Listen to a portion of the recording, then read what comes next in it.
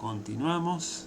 Bien, el texto, acuérdense que tenía que ver con la conciencia ética, ¿sí? Es decir, el modo de comportarse, y ahí hablábamos de la reflexión, el autoconocimiento, que teníamos que hacer cada uno. Primero habíamos dicho los códigos, luego habíamos dicho la moral y luego habíamos dicho, o habíamos hablado acerca del comportamiento. Pero en todo caso sí estamos hablando del proceso de reflexión.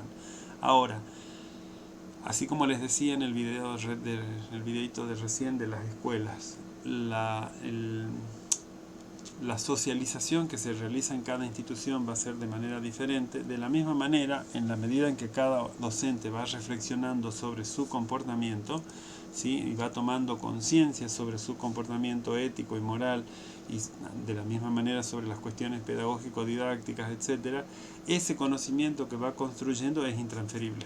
Lo tengo yo y por las vivencias la he construido a esa idea, o a esa conciencia, para mí.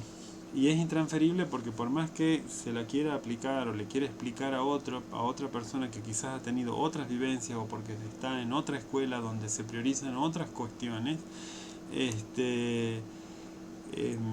no es transferible, ¿sí? La otra persona me podrá escuchar y viceversa, yo podré escuchar sus experiencias, me sirve como dato, pero no necesariamente me sirve como para adoptar posicionamientos yo en el lugar donde yo estoy o donde yo trabajo. Entonces, es personal, sí, es individual, es intransferible, e implica en todo momento, sí, la interiorización. Esto, vuelvo a decir, esta lógica de sacar afuera, tomar distancia, reflexionar sobre eso y volver a meterlo hacia adentro e interiorizarlo y que se vaya transformando en carne en uno. Pero también implica la interiorización, la asunción de normas, ¿sí? Que las normas siempre van a darnos derechos y nos van a dar obligaciones. Si uno agarra la Constitución, agarra la ley, agarra el estatuto del docente o lo que fuera, siempre se van a plantear en las normas derechos y obligaciones, ¿sí? Para todas las partes, ¿ok? Entonces, siempre es bueno poder tener esto incorporado, ¿sí? Y como decíamos, se va regulando a través de códigos de conducta o deontológicos, pero bueno, siempre se generan estas cuestiones de derechos y obligaciones, ¿sí? Uno de los autores que plantea el texto, yo he ido capturando o rescatando frases que quería mencionarles o recuperar para el Power. Habla acerca de obrar según la ciencia y la conciencia, ¿sí? La conciencia tendría que ver más con aquellas cuestiones morales y éticas que venimos hablando, pero también, según la ciencia, implica ir pensando la actualización disciplinar.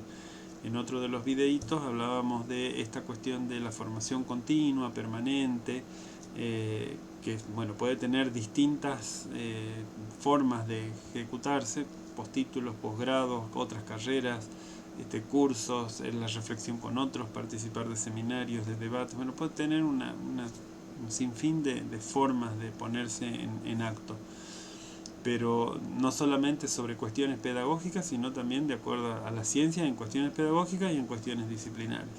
Entonces, en todo momento implica, volvemos a decir, o vuelvo a decir, esto de la actualización permanente, la formación continua, en la que el docente deberá actualizarse. Ustedes me dirán, bueno, matemática, quizás disciplinarmente 1 más 1 sigue siendo 2, no importa el tiempo que vaya pasando, aunque algunos dirán 1 más 1, 1, o sea, una gota de agua más otra gota de agua es una gota grande, 1 más 1 igual a 1, pero en general hay disciplinas que no varían mucho en su contenido, ¿sí? O si van haciendo variaciones, van haciendo con el correr del tiempo.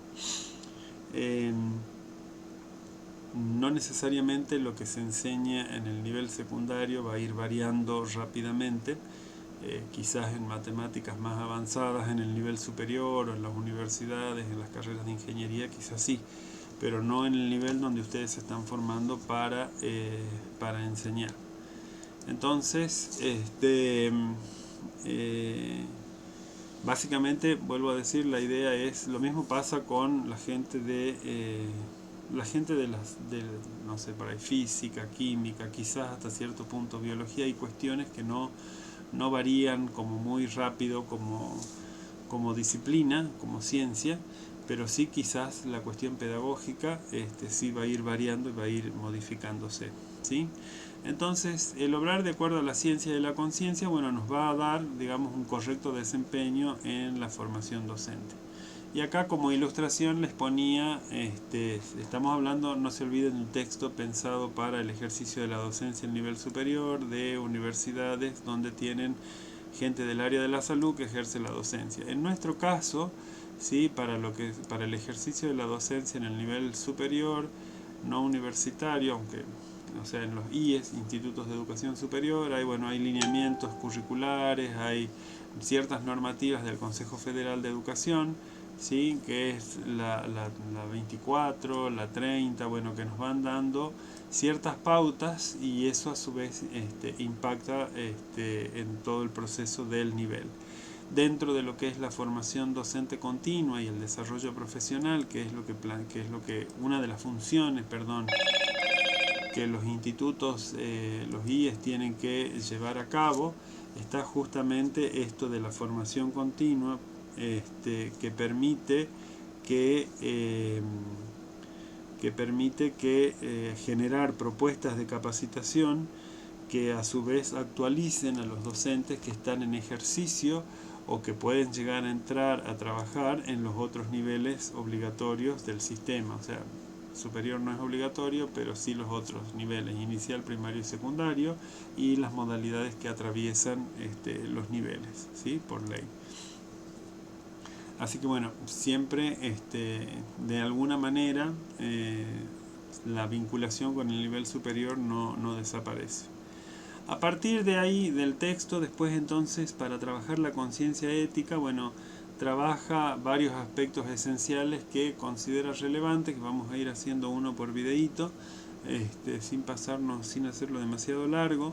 El primero tiene que ver con el autorreconocimiento, ¿sí? De la ética profesional en el ejercicio, ¿sí? Y a su vez esto tiene que ver con la conciencia de la formación que cada uno tiene que tener para poder desempeñarse en el ámbito, desempeñar la docencia en el ámbito social. O sea, no es que yo me recibo como docente y después estoy volando en el espacio y hago lo que yo quiero. En alguna parte, en un videito anterior, hablábamos de la responsabilidad como agentes del Estado, etcétera. O sea, nosotros estamos insertos dentro de un sistema educativo. Dentro de ese sistema educativo hay distintos niveles, y dentro de esos niveles, cada nivel tiene sus diseños curriculares. Y bueno, estos diseños establecen las obligaciones entre el Estado y los particulares, los ciudadanos que participan de cualquiera de los niveles de formación, y los agentes del Estado, por lo tanto, tenemos que cumplir con eso en cuanto a la enseñanza, al mismo tiempo que las prácticas, digamos, valga la redundancia, las prácticas que cada uno realiza, comportamientos, actitudes, etcétera, ¿sí?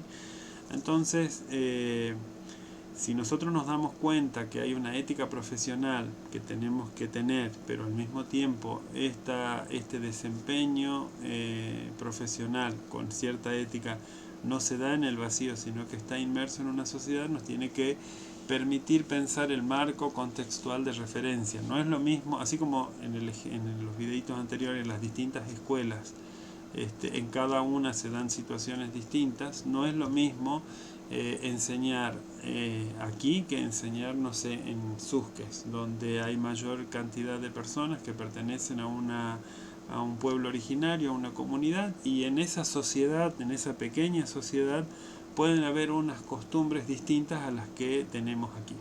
Entonces, si uno puede ubicarse, o sea, tener en cuenta que tiene que tener una ética profesional, pero que este ejercicio de la docencia con ética se realiza en un contexto, en una sociedad determinada, hace que uno pueda reflexionar de otra manera. Si yo me iría a trabajar a Susques, es necesario que reconozca que en ese lugar hay unas particularidades de la comunidad que tengo que respetar, y el que se tiene que adaptar a eso soy yo y no ellos a mí, más allá que a través de la enseñanza y a través de lo que uno vaya aportando va a ir generando ciertas modificaciones en el desenvolvimiento social, porque los alumnos aprenden algo, eso que aprenden lo llevan a la vida cotidiana, transforman de a poco sus comportamientos, sus acciones, y bueno, eso va a ir impactando en el resto de la familia y de la sociedad. Entonces es necesario este primer punto de reconocer esta cuestión. Y entonces ahí hay 3 párrafos que, y acá me quedó uno con negrita, hay 3 párrafos que quería rescatar, no párrafos, 3 recortes del texto, ¿sí? Entonces, dentro de este punto, entonces hay que tener en cuenta que somos un referente, sí, pero somos un referente no por las características personales, aunque a veces esto, como les decía hace rato, impacta en la vida del estudiante, pero tiene que ser por la trayectoria profesional y por el conocimiento disciplinar, y se intenta que esta autoridad académica que cada docente tiene se transforme en una autoridad moral. Por eso es que tiene que haber un comportamiento acorde. Por otra parte, hay que reconocer que el docente, más allá de todas las muchas actividades que tiene dentro de la escuela, que es una actividad, como bien dice el texto, demandante, delicada, que hay que tener en consideración un montón de variables y de elementos, siempre se trabaja con seres humanos en formación, ¿sí? Y ahí vuelvo sobre lo que les decía hace rato respecto de la ética, y en realidad creo que en el resto de la vida, o sea, nosotros permanentemente estamos cambiando y nos estamos creciendo y nos estamos formando. Por eso la ley de educación habla acerca de la formación permanente. ¿Por qué? Porque permanentemente vamos creciendo, cambiando, transformándonos, y eso nunca acabará.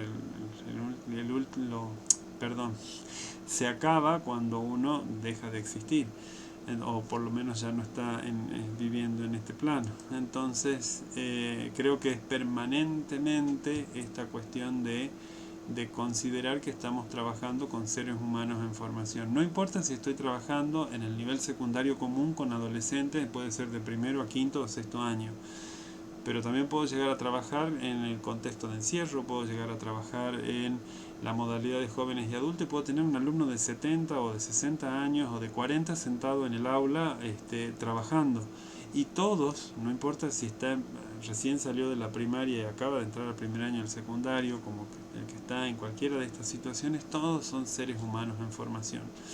Entonces, tenemos que tenerlo presente, y más allá del contenido, matemática, biología, química, lengua o el que fuere, siempre tenemos que tener presente de que son seres en formación, y al ser seres en formación tenemos que, además del contenido, trabajar sobre la formación moral de los estudiantes, ¿sí? Y eso tiene que ver con el poder reflexionar sobre todo este tipo de cuestiones que venimos hablando. Y esto implica, por lo tanto, una responsabilidad social, ¿sí?, que tiene que ver con la formación integral de los estudiantes, ¿sí?, en la cuestión humanística. O sea, no es simplemente pensar la docencia como la transmisión de contenidos, ¿sí?, o la medias, o sea, como se pensaba antes, transmito contenido, o como hablamos en la transposición didáctica, cuando hablamos que más que transmitir, mediamos, ¿sí?, o permitimos la mediación entre el contenido y el estudiante, sino que tenemos que apuntar a una formación integral, y la formación integral incluye necesariamente lo moral, ¿sí?, incluye necesariamente lo ético. Así que este es el primer punto de poder reconocer, vuelvo a decir, reconocer que es un ejercicio profesional, que tiene una ética profesional particular, pero que se realiza dentro de una escuela que a su vez está enmarcada en una sociedad particular que tiene sus modos de ver la vida y sus modos de interpretar las acciones, ¿sí?, que trabaja con sujetos que están en permanente formación, ¿sí?, y por lo tanto, y como sujetos en formación, hay que aportarles no solamente contenido, para pasar a aportarles contenido y fomentar o apuntalar a que ellos adquieran cierto pensamiento, o sea, cierta mirada ética sobre las acciones que realizan. ¿Ok? Bien, ya me fui en tiempo.